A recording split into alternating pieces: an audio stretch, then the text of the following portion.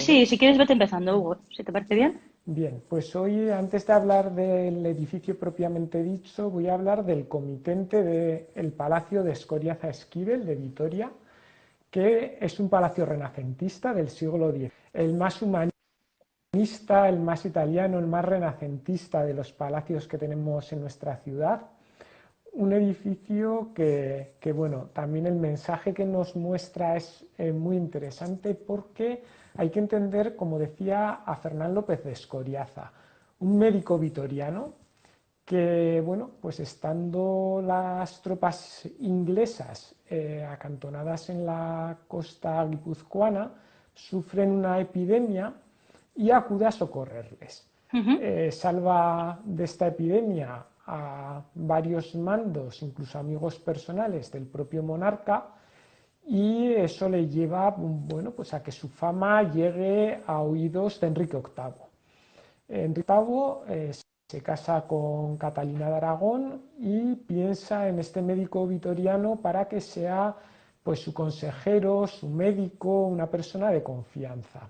Tenemos que entender a Fernán López de Escoriaza en la corte inglesa y en la corte concretamente de Catalina de Aragón, que Ujú. es una reina pues que realmente solemos conocer muy poco de ella. La gente normalmente lo que sabe es que es la reina de la que se divorcia Enrique VIII. De este hecho pues se produce o se funda la Iglesia Anglicana. Pero Catalina de Aragón es una mujer muy interesante, era una mujer muy culta que va a proteger a humanistas como Luis Vives o Tomás Moro. Y en este ambiente cultural es en el que va a estar Fernán López de Escoriaza, que como cosa curiosa además llegó a ser también médico del propio rey Ujú. y era el médico que más cobraba en Londres en aquella época. O sea que también hay que ver un poquito el ambiente en el que estamos hablando. Fue doctor por la Universidad de Oxford y funda en Londres, bueno, pues la Royal Society of Medicine, una institución como una especie de colegio profesional de médicos Ujú. ingleses, y se debe a este vitoriano esa fundación, ¿no? Junto con otros médicos ingleses. Ya veis que es un personaje excepcional realmente, ¿no? Dentro de esta corte. Y bueno, como os decía, aquí adquiere una cultura humanista muy importante, pero ya comentábamos que Enrique VIII se divorcia de Catalina de Aragón, su función en la corte pues ya no tiene mucho sentido realmente y regresa a la península, pero no llega a pisar Vitoria porque le llama a Carlos V para que sea su protomédico, es decir, su médico principal. Ujú. Y bueno, pues no solamente le va a tener como su médico principal, sino que también le va a encomendar labores diplomáticas. Tenemos que pensar que había estado también en esta corte inglesa, así que ya veis que es una persona realmente excepcional, una persona muy importante en su tiempo. Ujú. Bien, esto un poco en cuanto al personaje. Como digo, regresa a la península, manda a construir su palacio, pero no llega a habitar en él. En él ya va a habitar su hijo, que va a ser el que se encarga un poco del desarrollo de estas obras. Pero este edificio va a seguir todos los elementos que debía seguir un palacio en la época, un palacio del siglo XVI. Es decir, una portada que da a una plaza pública, a un elemento urbano pues importante, donde se muestra en esta portada Fernán López de Escoriaza como un ciudadano virtuoso. Ujú. También tiene un patio interior a partir del cual se distribuyen todas las dependencias de este palacio, una escalera de 3 tramos, que también es la habitual en los edificios de la época, y una Ujú. logia o galería en lo que era la fachada sur, la fachada trasera en este caso, que era la que daba al jardín. Esto es algo muy típico de los palacios vitorianos. Aquí tenemos bastante frío y era muy habitual que se construyeran estas logias, estas galerías, mirando hacia el jardín. Ujú. Así encontramos este tipo de construcción no solo en el Palacio de Escoriaza-Esquivel, también por ejemplo en el de Villasuso y en el de los Álava también, o sea que es algo muy habitual en la época. Y se conserva todavía hoy, tanto la galería bueno, está muy transformada, pero se conserva un poco ese espacio y también el espacio que ocupó en origen el jardín. Pero bueno, una vez hecho esta introducción, esta contextualización, voy a centrarme ya pues, en este magnífico palacio. Bueno, ya Una veis joya, una esta joya. portada. Pues bueno, vamos a ver un poco el detalle del simbolismo que nos representa esta portada. Para hacer el análisis me voy a centrar en la interpretación que hizo del mismo, de este palacio, el catedrático Jesús María González de Zárate, que bueno, pues fue profesor nuestro Sí. y que es una persona Eminencia, una que ha, eminencia. que ha estudiado en bastante profundidad este palacio. Y Ujú. bueno, antes he comentado que aquí he ejercido de guía turístico y es que además un poco en mis inicios, allá por el año 2001, que ya ha llovido bastante, han pasado ya casi 20 años, ¿no? Desde que Elizabeth, que si me está viendo, le mando un saludo desde aquí, pues bueno, me dio esa primera oportunidad, ¿no? De trabajar como guía turístico y luego, bueno, pues siempre hay un inicio, ¿no? Para Claro. empezar en este mundo de la historia del arte de una manera un poco más profesional, Pues ¿no? ahí también coincidimos, mira por dónde. Tú también Con mi estuviste en caso. Minas Artea. ¿Perdón? ¿Estuviste también con Elizabeth No, en me Minas refiero Artea? al hecho de que el patrimonio del que vamos a hablar los dos tiene mucho que ver con nuestros inicios profesionales. Sí, por eso te comentaba antes, ¿no? Que En nos ambos íbamos a casos, apoyar sí, bastante por eso, ¿no? Porque sí, está como muy vinculado a nuestra historia personal también, ¿no? así es, sí, sí, sí, sí. Bueno, pues aquí tenéis el primer cuerpo, el primer piso de esta portada. Eh, si os fijáis, en esa zona está lo que es el dintel, es un dintel muy ancho, es este de aquí, para situaros un poquito, y luego ya tenemos lo que es el primer cuerpo. Y aquí podemos apreciar una inscripción en el centro sustentada por una cabeza con una argolla, sobre la que hay dos interpretaciones en cuanto a esta inscripción, la de Zárate que comentaba antes, que nos habla de las iniciales de Fernán, la F, López de Escoriaza, y Victoria de Esquivel, ciudadanos. Como podemos observar, se encuentran tanto el médico vitoriano, aquí el busto con el escudo familiar de los Escoriaza, Ujú. a la misma altura que su mujer, Victoria de Esquivel, también con el retrato y el escudo familiar. Es un poco esta idea de ciudadanos virtuosos, tanto Fernán como Victoria. Ujú. La otra interpretación más tradicional es la de que se interpretan estas iniciales como faciendum uterque curaverunt, que quiere decir algo así como que ambos contribuyeron a construirlo. Ambos haciendo referencia de nuevo a Fernán López de Escoriaza y Victoria de Esquivel. Poniendo a Así las que dos ya veis familias al que mismo nivel, ¿no? exactamente. Y no Ujú. solo las dos familias, porque aparece el escudo familiar, sino también los dos personajes, porque es importante que aparece el retrato. Claro, estamos en el contexto del El Renacimiento, del Renacimiento. humanismo, Ujú. es un poco esa idea del retrato. Aquí, bueno, el Renacimiento llega un poquito más tarde, pero ya veis que en el caso de estos grandes comitentes, ¿no? Que van a ser sobre todo personajes de corte de Carlos V aquí en la ciudad de Vitoria, que construyen sus palacios en la parte sobre la que se fundó realmente la ciudad de, o mejor dicho, la villa, cuando fue fundada, de Nueva Victoria, Ujú. que se funda sobre la aldea de Gasteiz en 1181. Se funda sobre tres calles que están en la parte alta, lo que los vitorianos conocemos como el Campillo, y en esta zona es donde están, como digo, estos palacios tanto de Fernán López de Escoriaza como de Ortuño Ibáñez de Aguirre, que llegó a presidir el consejo de Carlos V, otro personaje también muy importante en la ciudad, Ujú. y Martín de Salinas, un otro personaje muy próximo, en este caso a Fernando de Austria, y que va a ser embajador, perdón, de Fernando de Austria en la corte de Carlos V. Pero bueno, me estoy yendo por los cerros, estábamos hablando del palacio de Escoriaza-Esquivel y un poquito de este significado de la portada, ¿no? Bueno, vamos a continuar en el segundo nivel, en el siguiente registro. Vamos a ver aquí unos elementos arquitectónicos muy interesantes, como pueden ser estas columnas abalaustradas que están aquí a los lados de la ventana.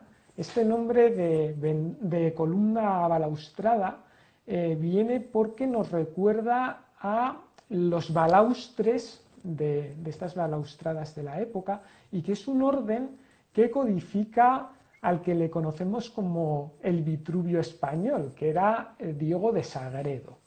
Diego de Sagredo, que escribe su tratado de arquitectura, Las medidas del romano, que ¿quién era el romano? Y aquí ya pues meto, claro, el apunte al nombre de mi canal y de mi perfil, que por si no lo sabéis es Vitruvio, Vitruvio, claro. Arte, y el Vitruvio. romano era Vitruvio. El romano es Así Tecto, de la época de Octavio Augusto, que escribe el primer tratado, o mejor dicho, el único tratado arquitectónico, digamos, de de arquitectura.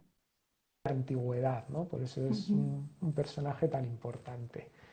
Pues Ujú. bueno, Diego de Sagredo escribe su tratado inspirándose en esas medidas, en esas proporciones de los órdenes clásicos que codifica Vitruvio, pero añadiendo otros elementos nuevos, como pueden ser estas columnas abalaustradas.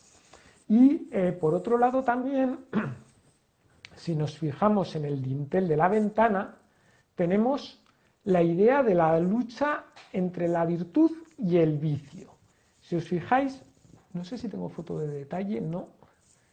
En el centro hay una copa que representa el vaso de la virtud y unas sidras, unos animales fantásticos que representan el vicio, están intentando alcanzar ese vaso de la virtud, pero hay aquí unos putis, unos angelotes que están impidiendo a las sidras alcanzar el vaso de la virtud.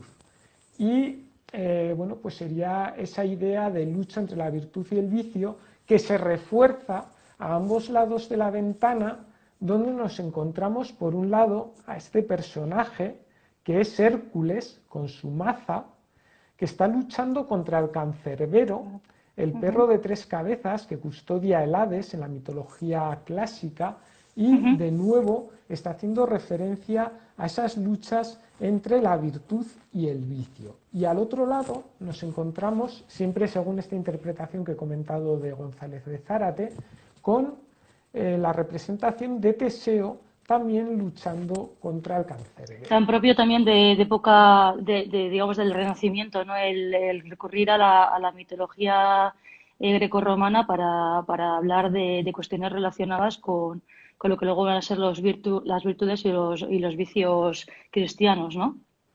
Efectivamente, ¿no? Estamos en una época que, aunque hablemos de humanismo renacentista y el hombre es el centro, pero esta idea que comentabas de las virtudes cristianas también está muy presente, ¿no? O sea, no, aunque sea una sociedad humanista, no quiere decir que sea ni laica, ni atea, ni nada por el estilo. El elemento religioso seguía teniendo mucha importancia. Y hablando de virtudes, ¿cuál era la virtud que era más apreciada en la época? Pues es la que está representada en el frontón, en este elemento triangular, donde, si os fijáis, bajo una venera con charnela invertida, una concha, este tipo de concha que es una decoración muy habitual en el Renacimiento, nos encontramos a una mujer mirándose en un espejo. ¿Y qué virtud era representada de esta forma en la época? La prudencia. La prudencia era la virtud más valorada en el siglo XVI. Aunque sea posterior, ya hemos dicho que este personaje era protomédico de Carlos V, pero aunque sea posterior, como digo, también en el siglo XVI tenemos otro monarca que es Felipe II. Y a Felipe II, ¿cómo le gustaba hacerse llamar? El rey prudente. Es prudente, sí, así Aunque es. era poco prudente, pero bueno, como era la virtud más valorada en la época, pues se hacía denominar de esta manera, ¿no? Y aquí vemos pues esa idea que quiere presentar. No os olvidéis que esta fachada está mirando a una plaza pública. Así es como quiere que se le vea a Fernán López de Escoriaza y a su mujer Victoria de Esquivel. Es el Como marketing de unas... la época. Exactamente. Yo Serían siempre unos lo digo, el marketing ha ciudadanos. existido siempre. Otra cosa es cómo funciona el marketing en la actualidad y cómo ha funcionado en otros tiempos, pero es el marketing de la época. Efectivamente, pues aquí quieren mostrarse como unos ciudadanos prudentes. Y luego Sí. rematando lo que es la portada, tenemos aquí a un personaje con grandes bigotes, que es una representación pues, de ese dios del sol, de ese dios Helio, un dios muy importante dentro de la cultura también humanista renacentista. Y en el interior del patio nos vamos a encontrar una lectura también muy interesante, que es la de la mansión del amor.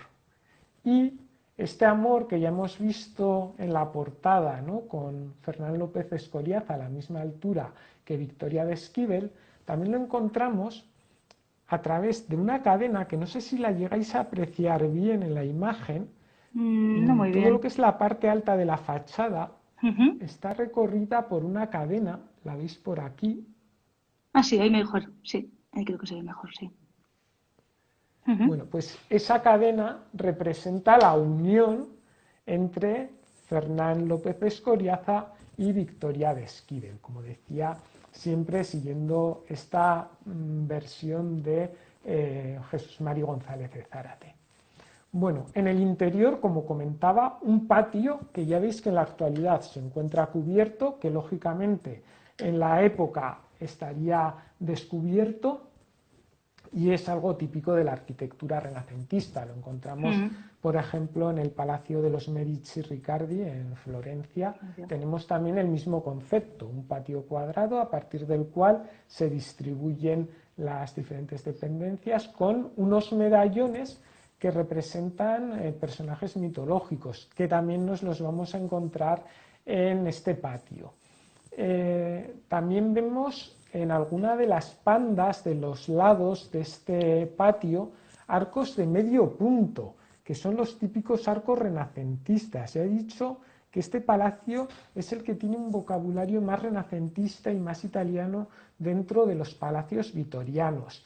El resto de arquerías veis que son todavía, bueno, pues estos arcos rebajados, Ujú. escarzanos, que son igual un poquito anteriores, ¿no? Cronológicamente se solían utilizar más en el siglo XV que en el XVI y que todavía están aquí presentes en este patio. Y si os fijáis, tenemos unos medallones con unos personajes de la antigüedad clásica. Ahí no sé si lo llegáis a apreciar, el que se ve es Marte, el dios de la guerra, pero aquí no hace referencia a esa idea, sino que hace referencia a otra historia que os voy a contar a continuación. Pero antes quiero que os fijéis en estos órdenes clásicos. Aquí tenemos, por ejemplo, el orden corintio.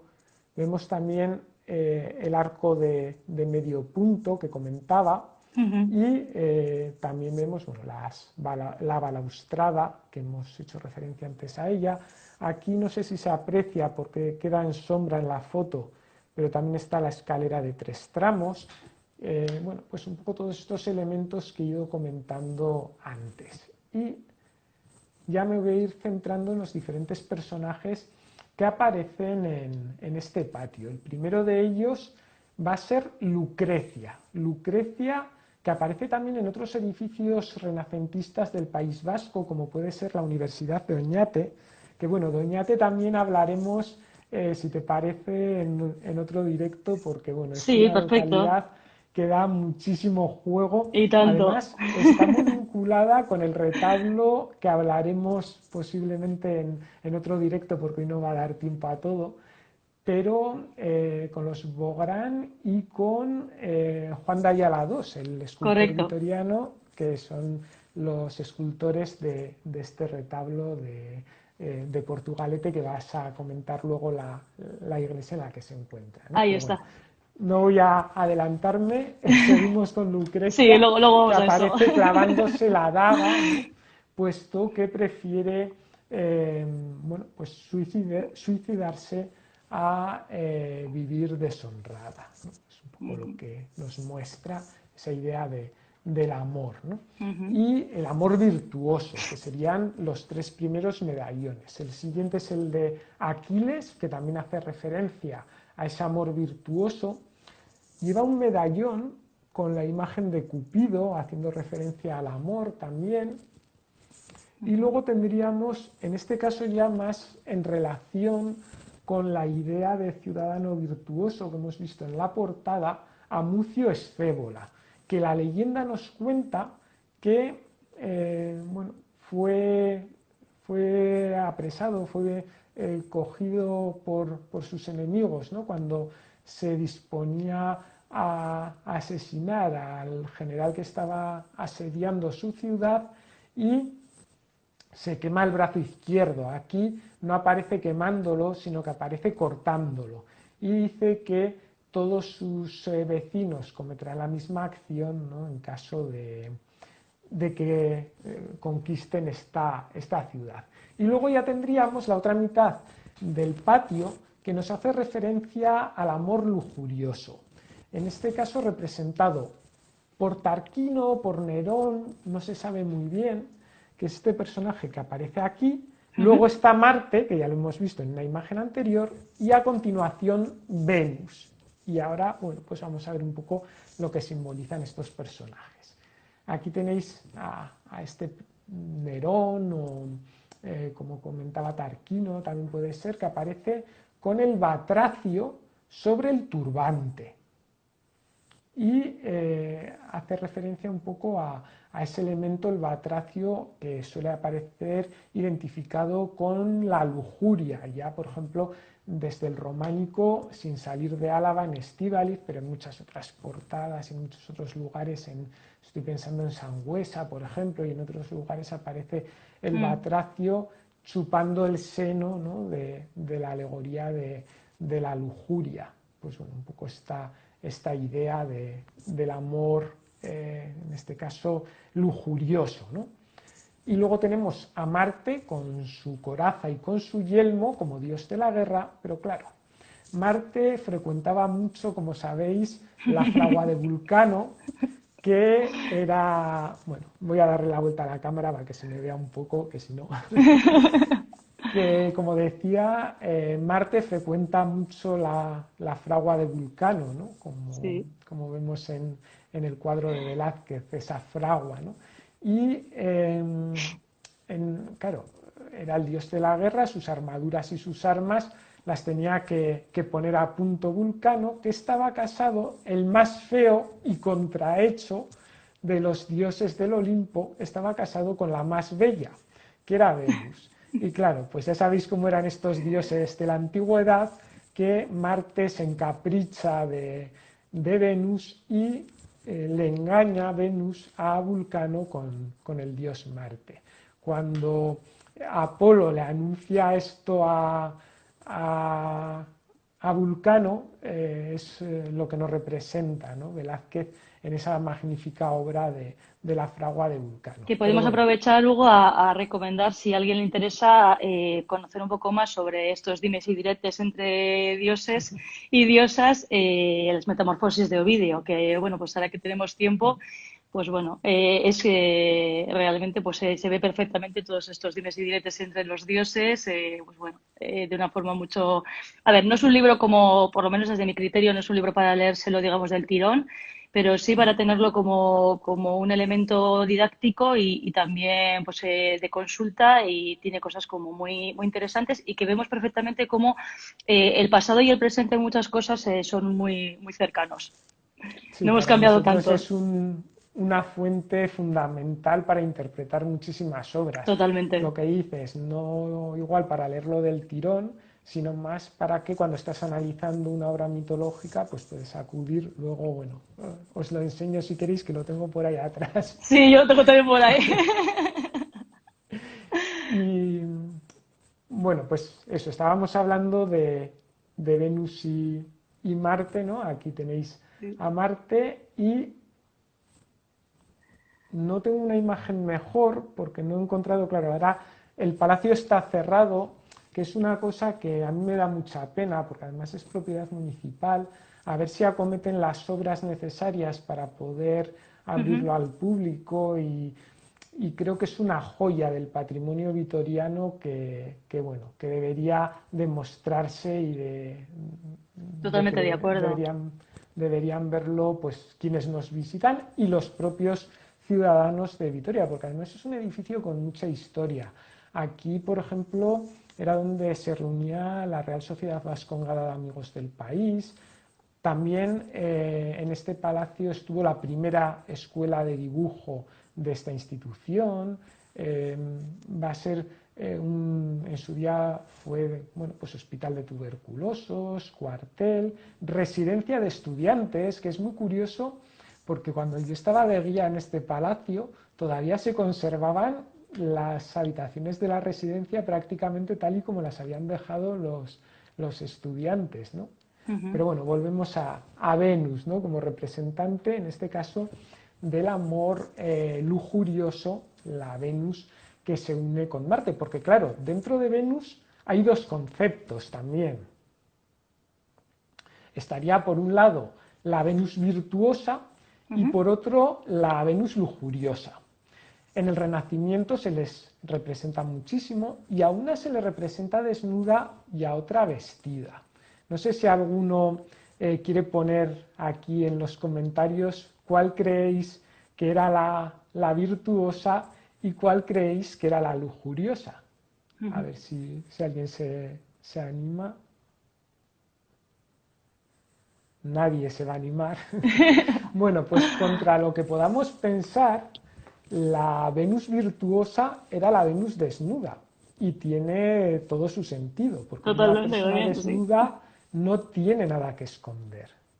Ujú. Entonces, bueno, pues ese es el motivo, ¿no? De que la Venus virtuosa sea, sea la desnuda y la lujuriosa, que es así que tiene algo que esconder, aparece vestida, ¿no? Sería un poco la Mm. diferencia. Bueno, veo que se ha conectado, creo que será Sara, que le saludo desde aquí. Muchas gracias por conectarte. Y bueno, pues continuamos hablando un poquito de este palacio ya para terminar. Ujú. Vamos a ver esta escalera de la que he comentado antes. Veis que tiene el... Que sí es ella, dice Hugo. Sí, Sara. Es la gata verde, para los que no le conozcáis, que os recomiendo que le sigáis tanto en su canal de YouTube como en su página web. Está haciendo ahora un curso súper interesante, un recorrido a través de la historia del arte que no estoy siendo muy aplicado porque tengo muchísimo trabajo, lo tengo un poquito ahí abandonado, pero bueno, no te preocupes que lo retomaré en breve. Bueno, como digo, la escalera del Palacio de Escoriaza-Esquivel es una escalera de 3 tramos que es renacentista. Este tipo de escalera la podemos encontrar en otros edificios como el Hospital de la Santa Cruz de Toledo, o como la Universidad de Salamanca y el Palacio de los Zúñiga Avellaneda de Peñaranda de Duero y otros edificios de la época. Y bueno, os estaba contando también cómo este edificio hace la función pues, de residencia, de cuartel, hospital, un montón de usos y queda sin utilización y hay cierta polémica entre los herederos hasta que finalmente ya el ayuntamiento hace unos años se hizo con él. Ujú. Y bueno, pues ya os he enseñado básicamente, ¿no?, lo que es este magnífico edificio del patrimonio vitoriano. Decir que no tengo fotos del jardín, de lo que os he comentado antes de la galería renacentista, pero bueno, ya más o menos os podéis hacer una idea y te dejo, Noemi. Bueno, me he alargado un No, no te poquito más, preocupes, tranquilo, pero bueno. tranquilo. No sé si tenéis alguna pregunta para hacerle a Hugo sobre el palacio. De todas formas, si queréis, voy empezando yo con la Basílica de Santa María de Portugalete y nos podéis ir dejando aquí vuestras preguntas y vamos interactuando con lo que nos vayáis comentando, ¿vale? Pues voy a empezar, si os parece. Bueno, en mi caso, como bien ha comentado Hugo, voy a hablar de la Basílica de Santa María de Portugalete. El otro día ya, cuando estuve hablando del puente Vizcaya, hice un poco una reflexión de cómo desde mi percepción, pues digamos que el Portugalete, por lo menos desde mi punto de vista, tiene tres grandes joyas.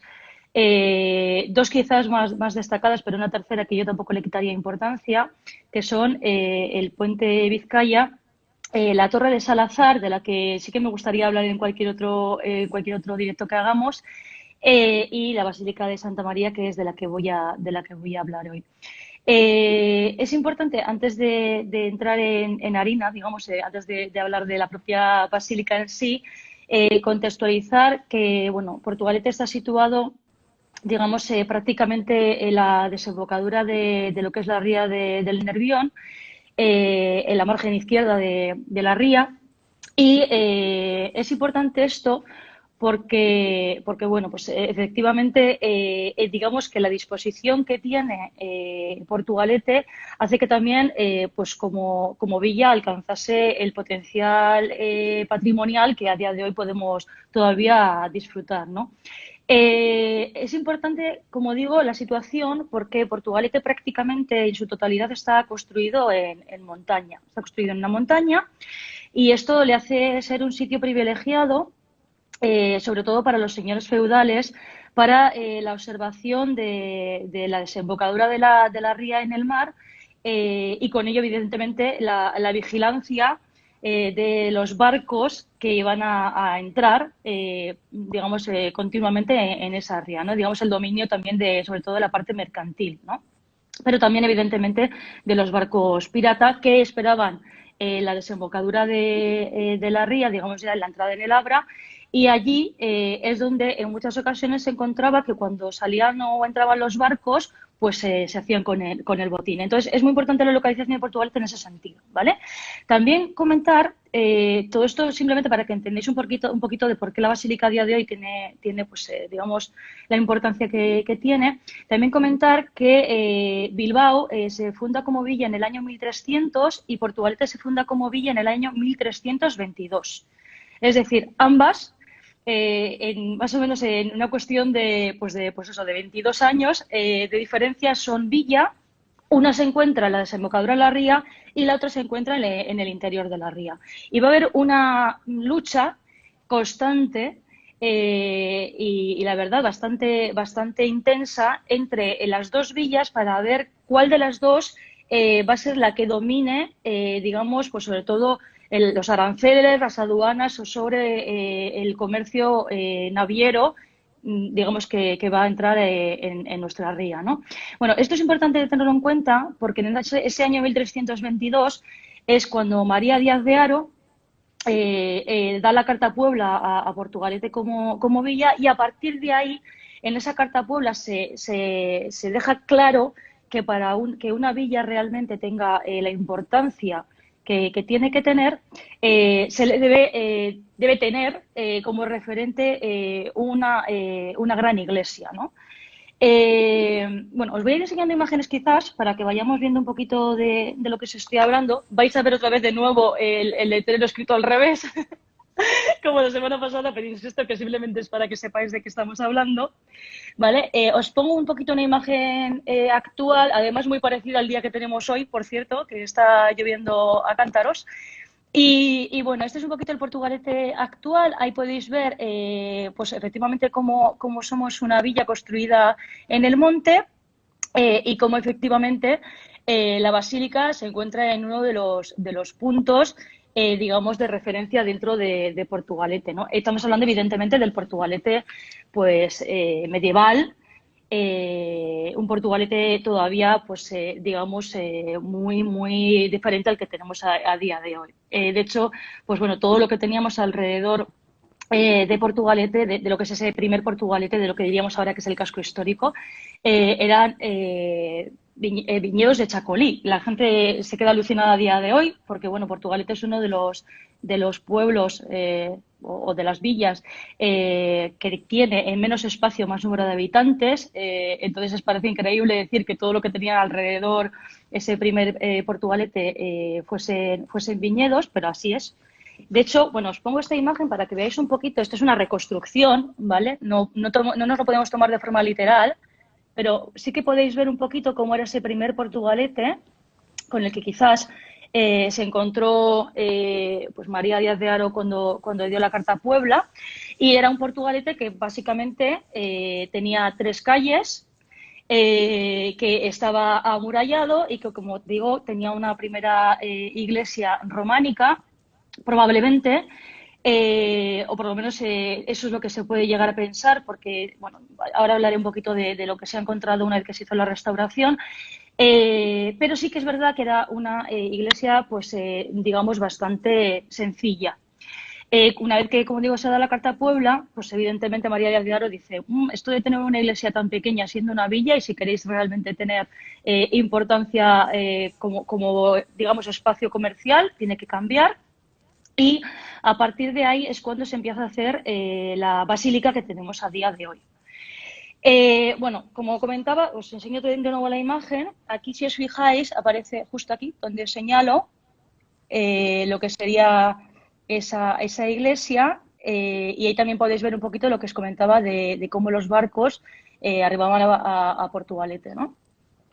Os voy enseñando alguna imagen más para que la podáis ver. Esta es un poquito una imagen en la que también os quiero enseñar, en la que podéis ver un poco pues la cabecera de la basílica. Como os comentaba, la basílica se realiza en varios momentos. La verdad que es una obra complejísima a nivel económico de llevar a cabo. Se sabe que fueron a través de donaciones, se sabe que también fueron a través pues de diezmos, se sabe que se fue adquiriendo dinero de un lado y de otro para poderla llevar a cabo. Y es una basílica bueno, lo único que se conserva a día de hoy todavía de la primigenia, digamos, de esa primera que comentaba que es con la que más o menos se encontró María Díaz de Haro cuando dio la Carta a Puebla, es una Virgen con el Niño, una Virgen trono, digamos, ya tardorrománica al inicio del gótico, pero la verdad que bastante con todavía, digamos, bastante carga románica, porque en realidad sigue siendo esa idea de Virgen Trono, en la que el niño todavía no tiene realmente una conexión muy directa con la propia Virgen, que sería ya lo que nos diría que efectivamente tiene una cercanía o que es propiamente gótica, que es la única que todavía, que es lo único que, como comentaba, todavía se tiene que además se encuentra en el retablo que antes has comentado, Hugo, que se tiene todavía de la iglesia, como os decía, primigenia. Dicho lo cual, como os comentaba, la actual es una iglesia de planta basilical de 3 naves. Luego os voy a enseñar una imagen para que la podáis ver. La verdad que dentro de que es una iglesia gótica, es una iglesia que no es excesivamente luminosa. Parece que se tiene la idea de que todas las iglesias y las catedrales góticas, lo que prima de ellas es efectivamente el cambio que hay con respecto al románico, de las ventanas pequeñas, de un poco la idea del recogimiento, etcétera, etcétera, frente a la luminosidad, los colores, las vidrieras, etcétera. Sí que es verdad que es una iglesia gótica, pero quizás sí que es verdad que yo creo que eso es algo que tú me lo dirás también en el caso de Álava, pero yo creo que es algo que en todo el caso del País Vasco se da. Las iglesias góticas no son altamente luminosas. Quizás tiene que ver también con nuestro clima, eso es lo que la mayor parte de los expertos creen. Sí que es verdad que tienen muchas vidrieras, pero tampoco son, digamos, el paradigma o la imagen, pues como pueden ser la Catedral de Burgos o la de León o las que tenemos todos en mente, ¿no? La de Mallorca o todas las que tenemos en mente. Dicho lo cual, lo que es, como os digo, el cuerpo de la basílica es gótico, pero digamos que, como os decía antes, se alarga muchísimo la creación de la basílica. Entonces nos vamos a encontrar que tanto la portada, que actualmente es la principal, porque es donde está la torre, como la que se cree que en inicio era la principal, que es el portal de la Ribera, son ya de estilo renacentista. Os voy a enseñar para que podáis ver. Bueno, os decía, esto es un poco la cabecera, es una imagen para que veáis un poco la cabecera y al otro lado cómo se encuentra la torre, que ya es barroca. Y esta es la imagen, no sé si la veis más o menos bien. ¿La veis bien, Hugo? ¿Más o menos? Sí, sí, una Vale, portada con arco de medio punto, ya se ve que es eso es. renacentista. Que Eso bueno, es un una poco portada. aquí lo que se da mucho también en el gótico del País Vasco que comenté es que son iglesias de planta basilical, Totalmente. entonces son esas iglesias de tipología de Hallenkirche o del gótico Eso vasco, es. también se llama por aquí, y no es como decías el gótico que estamos acostumbrados. Si te acuerdas, Pedro Echeverría nos decía que eran como cajas de zapatos, ¿te acuerdas? Algo se le Así es, decía, sí, sí. ¿no? Sí, sí, sí, sí, porque efectivamente, claro, por eso lo he comentado, porque muchas veces lo que sucede es que la gente se sorprende un poco de que digas, pues por ejemplo, como decías tú antes, ¿no? Como cuando se hacen las visitas guiadas, ¿no? Pues es una iglesia gótica y claro, la gente entiende el gótico como la luz, ¿no? Es como que siempre el gótico se ha vinculado a la luz que filtraba por las grandes vidrieras, ¿no? Los colores. Y sí que es verdad que en este caso es una iglesia espectacular, os lo voy a enseñar interiormente, pero no es la iglesia más luminosa del mundo. O sea, no sé digamos, como digo, no es su característica principal. Tiene otras que quizás son más destacables, ¿no? Como os decía, las dos portadas son renacentistas.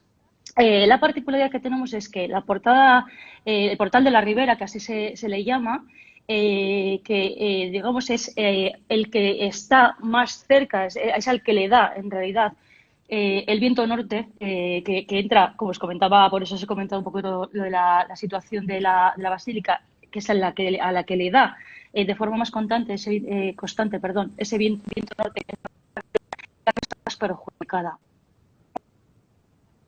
Pues bueno, si nos fijamos aquí, voy a intentar a ver si os la puedo poner un poquito más grande. Creo que no voy a poder, pero os la acerco más. Si os fijáis aquí, tenemos las bases de las dos columnas de cada lado de lo que es la entrada de ese arco de medio punto, pero las columnas no están. Y es que la basílica está hecha con piedra arenisca y claro, la piedra arenisca, como bien dice la propia palabra, es arena. Entonces, ¿qué es lo que ha sucedido? Que se ha ido, el viento norte se ha ido comiendo la piedra. El propio choque de la lluvia, la propia agresión de la naturaleza, lo que ha hecho es que esta entrada, que es maravillosa, en la que, pues bueno, tenéis, por ejemplo, en el centro, también como comentaba antes Hugo, me ha hecho gracia porque tenemos muchas cosas en común en lo que estamos hablando hoy. En el centro de lo que es el arco está la representación de la propia iglesia, también con la cruz, con una cruz en la mano y el cáliz en la otra, ¿no? Es la alegoría de lo que es la propia fe de la iglesia. Aparece también, igual que en el caso que comentaba Hugo, a los laterales, elementos que tienen que ver con los grutescos, porque bueno, aquí de nuevo se puede ver la influencia que va a tener pues por los grabados renacentistas que van a ir llegando a través del puerto de Valencia a las diferentes zonas. Evidentemente, en nuestro caso, todo va a llegar un poquito más tarde, pues porque los montes que al final nos rodean hace que todo sea mucho más difícil, digamos, de adquirir. Y también, igual que pasaba en el caso de la portada de Hugo, tenemos las veneras en la zona alta. Noemi, ¿Sí? no Bien. sé, yo no te estoy viendo bien, no sé el resto de la gente cómo te ve, te veo como entrecortada. ¿Así? No sé, ¿me Sí. decís por favor? ¿Veis bien? No lo sé. No sé si me ven. Voy a seguir, ¿vale? Si te dan corazones, o lo que Vale, entiendes sigue, es que sigue. sí.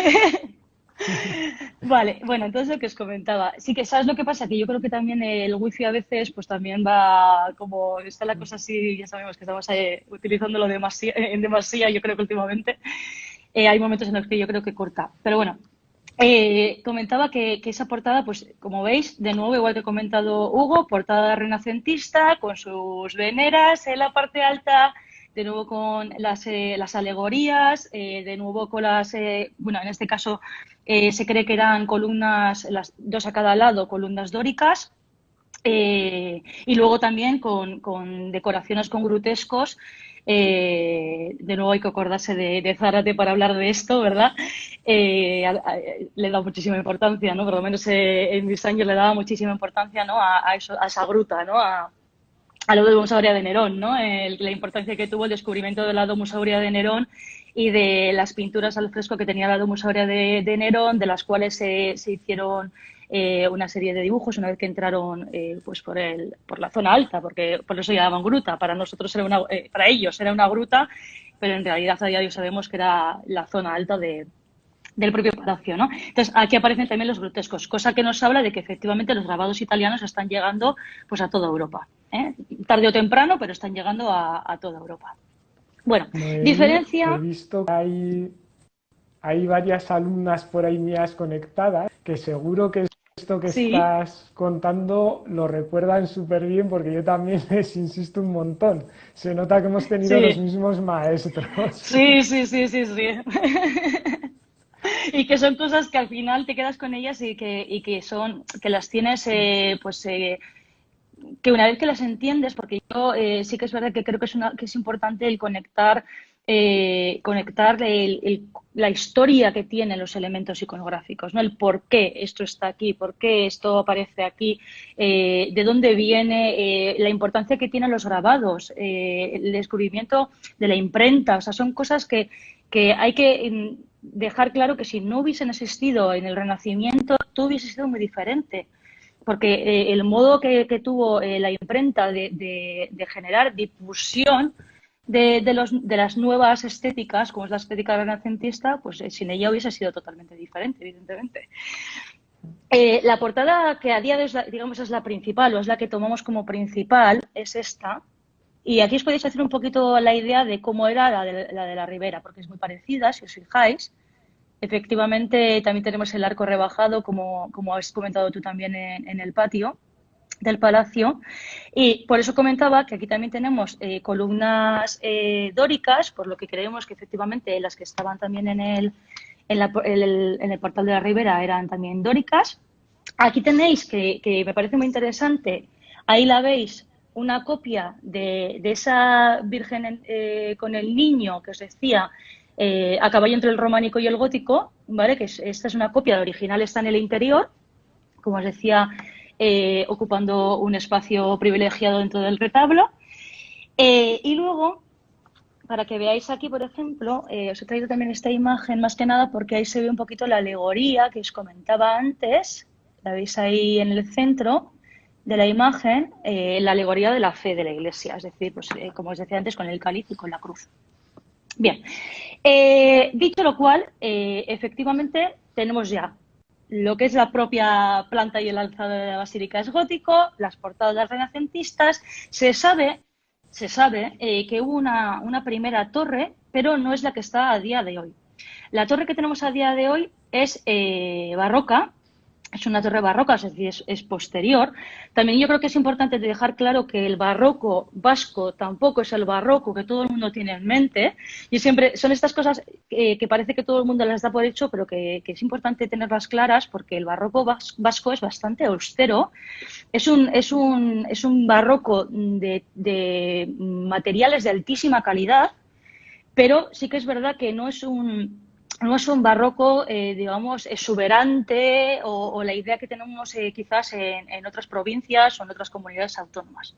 Entonces, efectivamente, podemos verlo en el caso de nuestra torre, que además es un ejemplo que se repite en varias torres vizcaínas, varias torres de iglesias vizcaínas. Bueno, os traigo alguna imagen, como dice también el otro día, un poquito más antiguas para que veáis pues cómo era Portugalete en el pasado, porque quiero enseñaros esta imagen. Aquí estáis viendo otro de los avatares que vio Portugalete. El otro día, ¿verdad?, hablábamos de la guerra civil. En este caso hablamos de las guerras carlistas, ¿vale? Bien. Portugalete participó sobre todo de la Tercera Guerra Carlista. No digo que no tuviese parte en las anteriores, pero en la tercera, digamos, es la que más perjudicada salió, sobre todo a nivel patrimonial. Y en esa Tercera Guerra Carlista, uno de los proyectiles que lanzaron, una de las bombas que lanzaron, cayó sobre la torre de la... ¿Estáis viendo? Aquí, ¿vale? Ahí lo veis perfectamente, la imagen. Bien, ¿qué es lo que sucede? Pues que todo el mundo hubiese pensado, vaya faena, que la torre pues, la han destruido, ¿no? El campanario, en realidad, la torre, pues digamos que salió bastante airosa, pero el campanario sobre todo es el que más sufrió. Pero lo que piensan en aquel momento es, aleluya, vamos a darle gracias al Señor porque no ha caído encima de la nave central de la basílica, sino que ha caído sobre la torre, y eso ha sido por gracia divina. Es tan importante este hecho que os estoy contando como que el proyectil que cayó sobre la torre, a día de hoy lo podéis tocar, y digo tocar literalmente, porque se cogió y se incrustó en una de las paredes que está junto al retablo de la basílica en el interior. ¿Vale? O sea que si en algún momento podéis venir a verlo, o estáis por aquí alrededor, o hacéis una excursión, lo que fuese, acordaos de que cuando estéis en la zona de los pies de la basílica, miréis de frente al retablo, que lo vais a tener en la cabecera, y al lado derecho, justo al lado derecho del retablo, vais a ver pues media semiesfera, que es el proyectil que cayó sobre el campanario de la torre, es decir, esta, ¿vale? Bien. Aquí os pongo también la imagen, pues bueno, ya veis, pues eso, digamos sin la torre completada, pues porque efectivamente se pasó a su reconstrucción. La torre es barroca y sí que es verdad que una vez que finalizó la Tercera Guerra Carlista, voy a ver cómo voy de tiempo. Vale, me quedan 5 minutos. Voy a ver si acelero un poco. La Tercera Guerra Carlista, a finales del siglo XIX, se restauró la torre de nuevo, y ya sabéis que en aquel momento había, digamos, un modo de pensar muy diferente a día de hoy. Se tiraba mucho del historicismo, y entonces lo que se hizo, en vez de, a día de hoy ya sabéis que lo que se haría es que si hay que hacer un añadido, pues se debe ver la diferencia entre cómo era el original y cómo es el actual para poder datar y también documentar la obra. Pero en aquel momento no era así, entonces lo que se hizo es restaurarla, o mejor dicho, reconstruirla a imagen y semejanza de cómo era en origen. O sea, la que tenemos a día de hoy, digamos, la propia torre, el cuerpo de la torre es el original, pero digamos que la zona del campanario, como estáis viendo aquí, ahí tenéis otra imagen, se restauró pues a imagen y semejanza de la original. Bueno, imágenes actuales para que también podáis ver cómo es, con la iluminación nueva, depende del día le ponen de un color, pues bueno, también un poco ya sabéis que a nivel pues, turístico pues se hacen este tipo de intervenciones, pero bueno, más que eso lo que me importa es que veáis un poquito pues cómo la podemos ver a día de hoy. Como veis, pues cualquiera que la vaya a ver o que se vaya a acercar, es muy complejo saber discernir entre cuál es la parte que realmente es de época o que es barroca y la parte que no lo es, porque, como digo, siguieron a pies puntillas el cómo era en algunos. Pues bueno, este por ejemplo es del mercado medieval que se hace siempre aquí en las fiestas de San Roque. El otro día, si recuerdas, hablamos de San Roque, pues bueno, San Roque es el patrón de Portugalete, y en las fiestas se hace un mercado medieval y bueno, pues, esta es una de esas imágenes. Y os quería enseñar, bueno, esto a mí me pone los pelos de punta, yo lo tengo que decir porque, bueno, pues porque como decía, yo creo que he visto esto, no tengo que decir nada más. Son 3 naves, como estáis viendo, ¿vale? Bóveda estrellada, tiene zonas en la que la bóveda es más compleja o menos compleja, la central más compleja que las laterales, evidentemente, bóveda central más alta, tiene triforio, porque Portugalete es parte del Camino de Santiago de la costa, por lo tanto, pues bueno, tiene todo que ver con el concepto del peregrinaje, que ya hablaremos si queréis también un día de esto, y de por qué de los triforios y por qué de que sea el espacio, digamos, destinado a los peregrinos en muchas ocasiones. Y, y luego, como veis, pues efectivamente, bueno, a día de hoy obviamente la estáis viendo aquí con luz artificial, pero bueno, ya veis que no es que tenga grandísimas vidrieras, sino que más bien es tirando pues un poquito a oscura. Arcos apuntados, como os decía, planta basilical de 3 naves. Y este es el retablo del que me vais a permitir que hable en otro directo, porque lo quiero hacer con un poquito de más tranquilidad. Como os comentaba antes, Hugo es de Guillot de Beaugrand. Os decía que el retablo, bueno, es una joya en sí misma. Hablaré, como os decía, el próximo día de él. Efectivamente, como decía Hugo, tiene mucho que ver con los Beaugrand, en verdad, con los hermanos Beaugrand y con Juan de Ayala. Hablaremos un poquito de la importancia del retablo. Solo adelantar que es un retablo muy especial, sobre todo porque está sin terminar de policromar y así se va a quedar ya per secula seculorum, para siempre. Y bueno, os hablaré un poquito también de qué pasajes se recogen. Efectivamente, también podemos hablar un segundito del órgano, que también me están preguntando por aquí. Sí, el órgano también es realmente importante, un órgano del siglo XIX. Tengo alguna imagen que os voy a enseñar, porque no me quería quedar sin por lo menos enseñar unas imágenes. El retablo es espectacular, pero no quiero olvidar unas tablas flamencas. En realidad tenemos este tríptico, ¿vale? Vuelvo otra vez a situarme. Si nos ponemos en la zona de los pies de la basílica, ¿vale? Tenemos el altar mayor de frente con el retablo.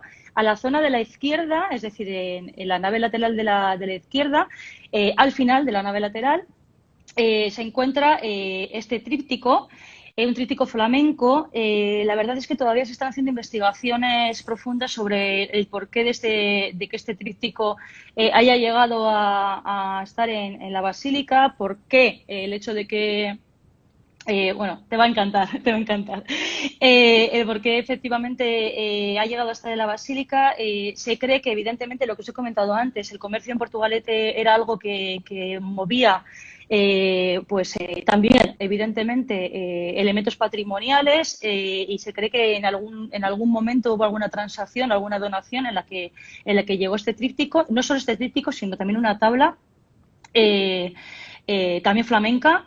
En este tríptico, si os fijáis, tenemos una particularidad muy curiosa, y es que tenemos representada a la Santísima Trinidad alrededor de la coronación o sea, es la coronación de la Virgen, lo que tenemos en el centro, y la Santísima Trinidad aparece representada con 3 veces Cristo. No sé si lo veis. ¿Se ve bien, Hugo?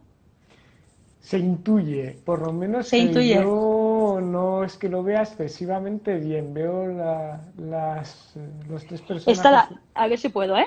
A ver si puedo señalaroslo. Mira, en el centro tenemos ahí a la Virgen y luego tenemos 1, 2 y 3 Sí, ahora veces se ve Cristo. mejor. ¿Mejor? Sí, La Virgen es la que tenéis en el centro, que es la coronación, y luego este es 1, 2 y 3. Y es muy curioso porque es uno de los poquísimos trípticos con esta iconografía que existen. Porque habitualmente ya sabemos que la Santísima Trinidad pues siempre se representa igual, ¿no? Dios Padre, Señor, pues digamos, anciano, entre comillas, o si no, el ojo que todo lo ve, ¿no? Bueno, diferentes fórmulas, la paloma y Cristo, pues efectivamente como un personaje más joven, pero aquí es curioso porque se representa 3 veces con el mismo personaje. Y luego, algo interesante también, que es la representación, y además es que esto es, digamos, a nivel didáctico es maravilloso este tríptico, porque se puede perfectamente discernir, que yo es algo que insisto mucho en mis clases, entre lo que es la ascensión de Cristo y la asunción de la Virgen. Porque sé que además es algo que habitualmente la gente se confunde mucho. Y yo lo suelo resumir, no sé si de forma simplista, pero por lo menos sí para que todo el mundo lo pueda entender, en que Cristo sube solo y a la Virgen la suben. Eso es lo que yo suelo decir, no sé si de una forma simplista o no, Es como pero se a la lo gente se le explico yo a queda mis alumnos también. así. Pues mira, es que al final lo que tienen que entender, o creo que es la parte más interesante, es que efectivamente es la diferencia entre la propia Virgen, que digamos era humana propiamente, y Cristo, que tiene esa parte digamos, espiritual o, digamos, de conexión espiritual, ¿no? Entonces, él sube solo, efectivamente, pero a la Virgen, pues evidentemente la suben. Entonces, aquí se ve muy, muy bien ese concepto, ¿no? O sea, aquí vemos la ascensión de Cristo, ascensión, que veis, tiene un aura alrededor y está subiendo solito, solito, ¿vale? Sin embargo, aquí tenemos la asunción de la Virgen, que como veis a la Virgen le están acompañando un coro de ángeles que son los que la están subiendo al reino de los cielos. Y por eso digo que esta obra en sí misma es una joya que yo creo que si vais a ver la basílica tenéis que tener en cuenta porque bueno, pues nos cuenta muchas cosas y además con muchísimas peculiaridades, vamos a decir, con respecto a otras. El órgano que me preguntaban antes, efectivamente, de Henri Didier, aquí lo tenéis, un órgano fantástico, fantástico, que a día de hoy se sigue tocando. Os lo voy a acercar otra vez para que lo veáis. Ahí. Como veis, es un órgano del siglo XIX. Se sabe que hubo un órgano anterior, pero bueno, parece ser que ese órgano pues no había tenido, pues bueno, digamos una buena vida, vamos a decirlo así, que había perdido un poco sus facultades. Y en el siglo XIX se adquiere este nuevo órgano, que ya veis que, bueno, tiene algunos detalles del neogótico. Si os fijáis a la parte de arriba se ven unos pináculos. ¿Ahí lo veis? A la parte de arriba del propio órgano, ¿sí? Y es un órgano que como digo, algunos hablan de él como que es un órgano romanticista. Yo tengo mis dudas. Hay muchos elementos, quizás yo más que romanticista hablaría de que hay cierto eclecticismo dentro de él. De lo que es, pero algunos hablan con total digamos, contundencia de romanticismo. Yo estos detalles que vemos, que esos pináculos, etcétera, etcétera, no los encajo en este concepto. Y bueno, y luego una imagen final que os he traído para que veáis, pues bueno, a día de hoy lo grandiosa que se presenta, como os decía, que es como la podéis ver, como os decía, a día de hoy. Y bueno, no sé si tenéis alguna pregunta. Me voy a quedar ahí un poquito con esta espinita de no contar por lo menos esto. La verdad es que es una joya y yo creo ¡Guau! que la Increíble. gente, lo que decíamos el otro día, tiene que conocer también el patrimonio cercano. Ya veo que desde parte del arte Natalia está animada a venir a visitarnos y Bueno, pues bueno, también con encantados, mis como dice. alumnos haremos alguna escapadilla por ahí tanto Sí. a Portugalete y también ya te comenté el otro día que tengo ganas de ir a Bilbao a ver el Museo de Mm. Reproducciones. Sí, sí. Bueno, simplemente comentar que esto me parece importante, que la basílica no está siempre abierta y eso creo que lo tengáis también en cuenta porque igual pues vengáis igual a Portugalete y os encontréis que está cerrada. Hay épocas del año en la que sí que está, digamos, de una forma más habitual abierta. De hecho, llevan varias temporadas que durante el verano los amigos de la Basílica realizan visitas guiadas en el interior, pero sí que es verdad que en invierno el horario es diferente y se suele abrir sobre todo para los momentos de misa o pues, diferentes celebraciones. Por lo que sería interesante que si en algún momento queréis venir para que no os encontréis con que igual no podéis entrar a verla, que es maravilloso, y bueno, ya os he enseñado la imagen, el momento, pues que igual podéis llamar a la oficina de turismo o os podéis poner en contacto con la propia basílica y preguntéis el horario, pues para que vengáis un poco, digamos, sabiendo a ciencia cierta de que efectivamente vais a poder disfrutar de ella.